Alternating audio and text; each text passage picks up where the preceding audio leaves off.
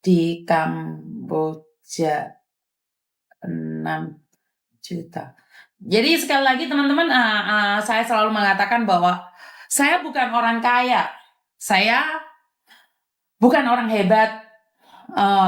Saya membuat konten ini dengan tujuan edukasi, itu yang pertama. Dan saya tidak pernah tahu jika di media sosial ini saya bisa mendapatkan uang. Saya tidak pernah menyangka apa yang saya lakukan ini mendapatkan berkat dari Tuhan. Dan saat saya mendapatkan berkat dari Tuhan, saya selalu berkata bahwa saya ingin membagikan hasil rezeki saya dari YouTube, dari Facebook, dari TikTok ini pada orang-orang yang membutuhkan. Saya melaluinya melalui hujatan. Saya dimaki-maki. Saya dihancurkan oleh beberapa orang. Saya sengaja disakitin. Saya sengaja dilukain agar saya lelah dan berhenti untuk menolong orang lain. Kadang saya merasa capek dengan hinaan dan makian dari orang-orang di sekitar saya. Saya merasa sangat lelah sekali saat saya membantu dan saya dihancurkan. Tapi saya berpegang teguh dengan satu kata, tujuan saya adalah edukasi, membantu bagi yang membutuhkan.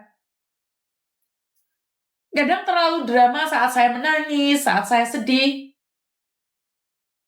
Kadang saya nggak tahu ngapain saya harus ngonten, ngapain saya harus mendidik. Kalau alasannya dengan uang, saya masih bisa bekerja. Kenapa saya harus menjadi konten kreator? Ya karena dengan media sosial saya bisa menjangkau masyarakat Medan. Saya tidak pernah tahu jika di Medan ada penggemar saya. Saya tidak tahu tiba-tiba seorang ibu hamil nelpon saya, suaminya sedang disiksa. Mbak Asmi, terima kasih sawerannya. Dulu saya tidak suka sekali teman-teman memberikan bantuan ataupun memberikan donasi pada saya. Tapi saat Mbak Nuri mengatakan, Miss Yuni kalau ke surga jangan ke sendiri dong. Kalau bantu orang jangan sendiri dong. Saya juga ikut andil, saya juga ingin ikut ke surga dengan cara membantu orang lain. Beberapa orang di sekitar saya transfer uang ke Yorpay saya, dan uang-uang itu masih ada di saya. Uangnya almarhumah Murni sebesar 30 juta ada di saya. Jadi uang almarhumah Murni ada 30 juta di saya. Dan juga uangnya Mas Haris, ABK Taiwan ada di saya 1,5 juta. Saya mengumpulkan uang-uang donasi itu. Dan hari ini sebagai perempuan, saya merasakan hamil. Saya tahu bagaimana rasanya ibu hamil, apalagi jauh dari keluarga dan suaminya, disakiti, disiksa di negara lain. Jadi, saya dengan segala kerendahan hati ingin mengatakan saya akan membantu. Saya tidak peduli dengan hinaan dan makian di luar sana. Saya tetap harus berjalan membantu orang lain. Saya tetap, walaupun saya sendiri, saya yakin dengan doa-doa kalian semua di belakang saya akan tetap kuat. Bantu saya agar saya tetap amanah. Banyak orang yang masih membutuhkan saya.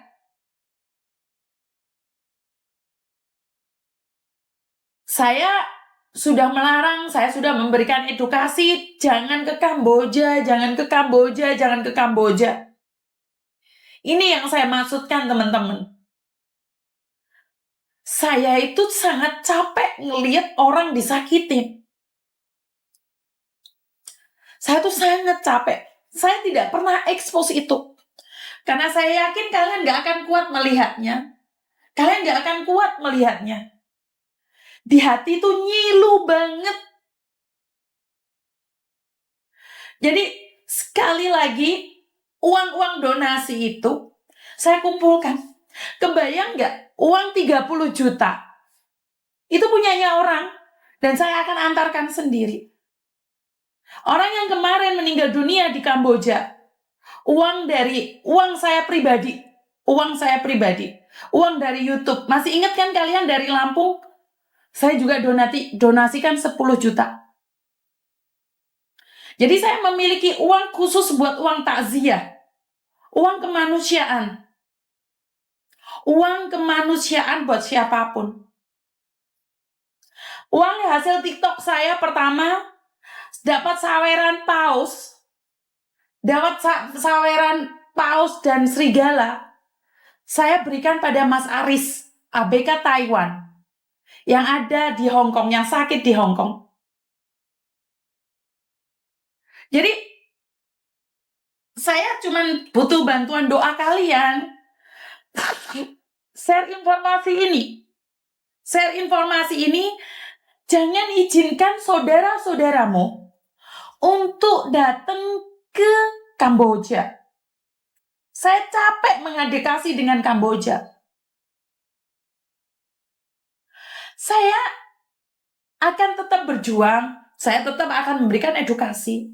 Tapi tolong percaya sama saya, jika keluargamu ditawarin bekerja di Kamboja, jangan pergi.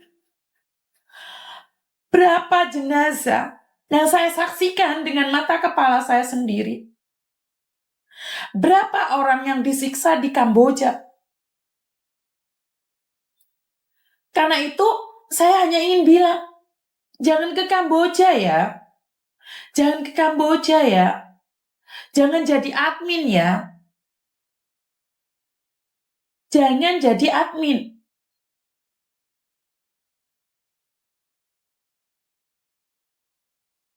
Saya nggak ngerti harus ngomong apa sama kalian. Saat saya capek, saya ingin berhenti. Tapi, kata hati saya mengatakan tidak. Saya tanya sama konten kreator yang lainnya.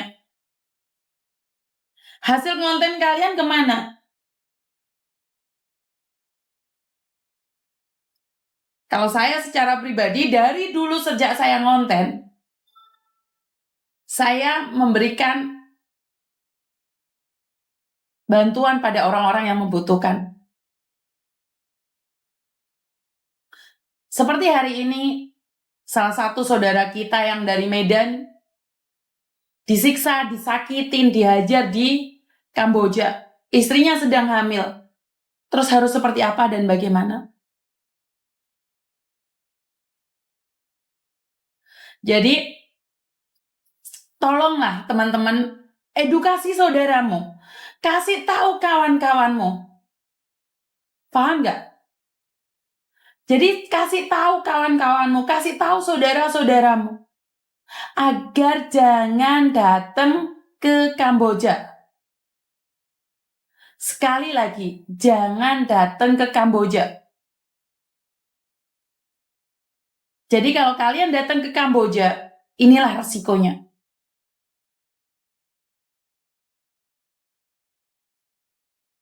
Tapi ya sudahlah. Siapa sih saya ini? Saya bukan siapa-siapa. Saya hanya manusia biasa, saya membantu sebisa saya. Selebihnya terserah kalian. Saya akan tetap mengedukasi.